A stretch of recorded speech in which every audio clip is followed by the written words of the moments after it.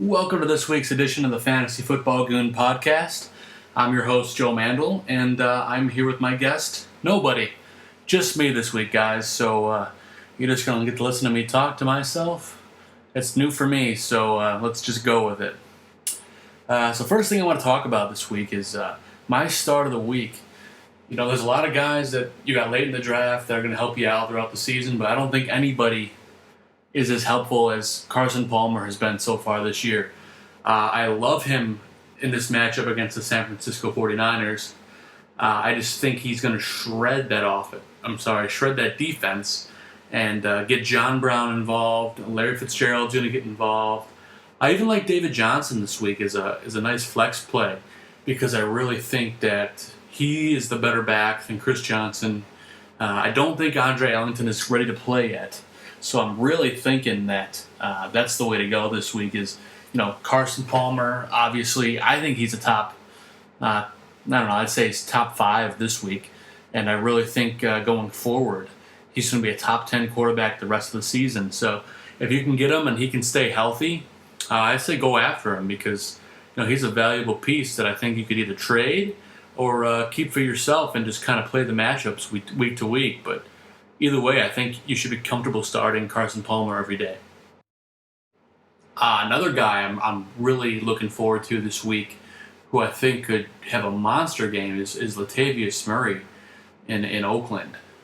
He gets a nice matchup with the Cleveland defense, So the worst team against the run is getting a heavy dose of Latavius Murray this week. So I think he is primed for a huge game. He is exactly what you're looking for in fantasy. He's a 3-down back who's going to get the ball all the time. He gets the goal line opportunities. He catches passes out of the backfield. I think by the end of the year, Latavius Murray has the opportunity to be a top 10 running back. And if you could snatch him up now, trade for him, get him on your team. I know he's not on waivers because he's too good. But if you can find any way to get him on your team, Latavius Murray could be a guy that could help you win a championship. I've been saying it since early this season. I think Latavius Murray could definitely be like this year's Odell Beckham Jr. Obviously, he's not a receiver, but I think he could be that guy that's just going to turn it on late in the season and could carry you to a fantasy championship. So get him in your lineups this week. Latavius Murray is going to go off. While we're talking about guys with good matchups, I really wanted to bring in Mark Ingram, because the Saints are taking on the Carolina Panthers this week. And the defense for Carolina is banged up. Luke Kuechly's out for a while. And you have a banged-up Drew Brees who might not even play. Then you factor in if Luke McCown ends up starting. The team, either way you look at it, is going to run the ball a lot against Carolina. And Mark Ingram's going to be the guy to benefit from that. If you have Mark Ingram, start him this week. He is poised to have a great game, and he gets my top 10 running back seal for the week. So go with Mark Ingram. Love the guy, and you won't regret it. And if you do, you can come back to me afterwards and be like, Joe, you were totally wrong. What's wrong with the Goon? Nothing's wrong with the Goon. Ride Mark Ingram all you can, because I think he's going to take you to the promised land this week. Another guy I quickly want to talk about in my start of the week section is Dion Lewis from the New England Patriots. He just kind of burst onto the scene about 2 weeks ago, the start of the season, and everyone thought immediately when the Garrett Blount was coming back, oh no, he's going to lose all his value. Don't worry about him. Well, after the Buffalo Bills, who are a good run defense and defense in general, he shreds them for 98 receiving yards, and he's just running the ball all over the place. Dion Lewis is a great play the rest of the season, I think, as long as he stays in that Shane Vereen kind of role in New England. This week he gets the Jacksonville Jaguars, who are not a good defense. So I'm looking for Dion Lewis to have a great week. I honestly think if you have a flex spot, you can put him in there. I'm confident enough in him to put him in a number 2 spot if you're in that position. So, start Dion Lewis this week. I'm starting him over guys like Danny Woodhead, Melvin Gordon. I think he's a guy that's going to catch a lot of passes. He's got more value in a PPR league, obviously. But Deion Lewis, going forward, is a guy you should definitely own. If he's unowned in your league, which he probably isn't at this point, but if he is, go pick him up because he could be a guy that's going to help you a lot throughout the season. So now that we kind of got through my guys that I love this week, let's kind of move on to guys that I think should be riding the bench this week. There's a lot of players out there that people are, really loving, but these guys aren't them. Obviously, Drew Brees last week, put up a terrible performance against the Buccaneers, and kind of got explained a little bit when after the game they found out that he had a bruised rotator cuff. So he's kind of still questionable for this week. They're not sure if he's going to play. Obviously, if he does play, I think he should be riding the bench because obviously he had a lot of problems last week in Tampa Bay.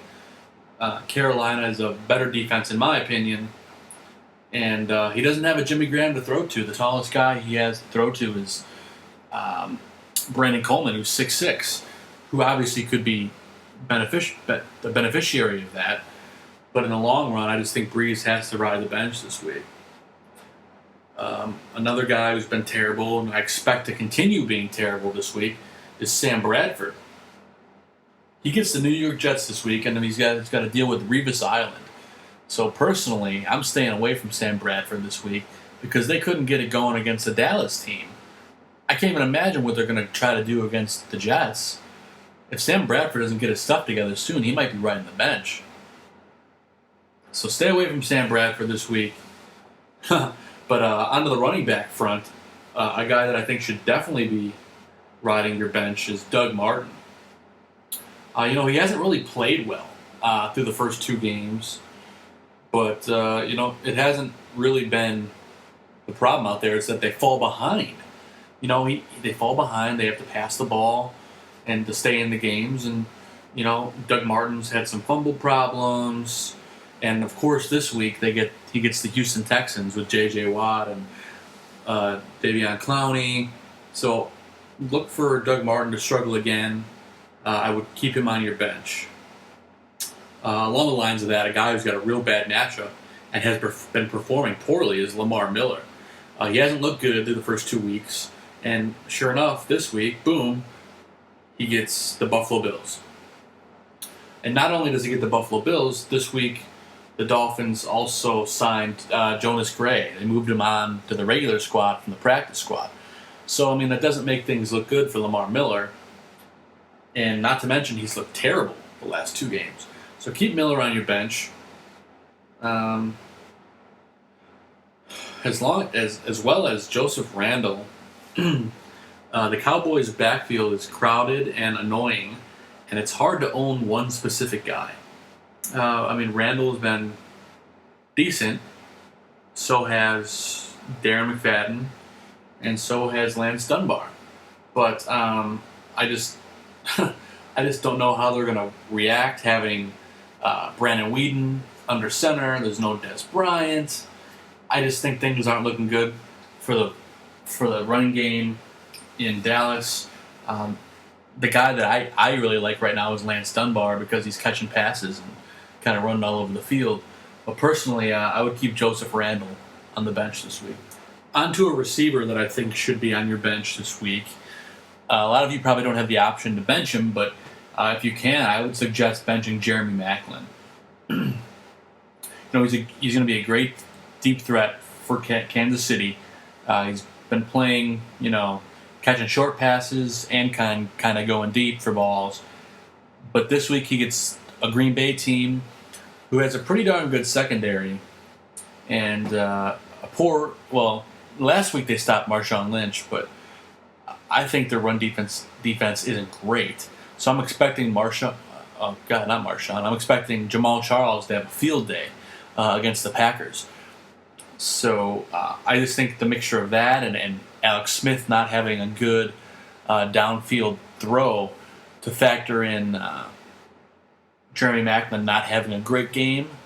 So if you have the option, if you have a better option, I would start someone else over Jeremy Maclin. I was going to keep this one nice and short So I was hoping to hold it around 10 minutes, and believe it or not, happens to be right where I am right now. So this is my Start and Sit podcast. I'm hoping I can do something like this every week and get it out to you on about Wednesday or Thursday afternoons. I'm the Goon, Joe Mandel. Tune in next week for more Stardom and Situm, and check out our weekly rankings on fantasyfootballgoon.com. Also, make sure to hit us up on Twitter at FFBGoon. We answer all tweets and questions all season long, and we're glad to have you guys as our listeners. So if you have any suggestions or comments or questions, please reach out to us and shoot us an email or a tweet, and we'll gladly address it. Signing off for the Fantasy Football Goon podcast, I'm the Goon, Joe Mandel, and good luck in your matchups this week. See you next time.